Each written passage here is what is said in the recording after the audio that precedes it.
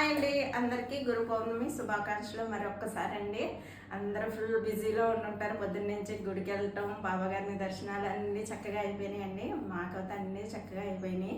ఇంకా లంచ్కి ఏం చేశానో చూపించేస్తాను, వచ్చేయండి. పులిహార చేశానని చెప్పాను కదండి, పొద్దున్న దేవుడి దగ్గరికి పులిహార అయితే ఉంచేసాను. కొంచెం పులిహార అయితే మార్నింగ్ తినలేదు, సేమ్గా తినేసాము. బెల్లం పాయసం చేశాను, తినేసాము. ఇంకా పెసరపప్పు చేశానండి, పెసరపప్పు టమాటా. ఇంకా చింతపండు రసం వేయలేదు, నిమ్మరసం అయితే పిండాను, బాగుంటుంది కదా నిమ్మరసం అది.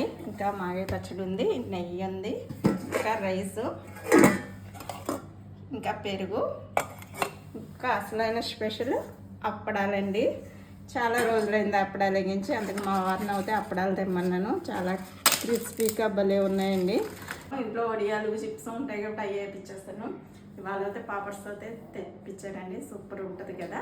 సరే, ఇంకా మీరు ఎలా చేసుకున్నారో పూజలు ఏంటో అన్నది కూడా కామెంట్ చేసేయండి.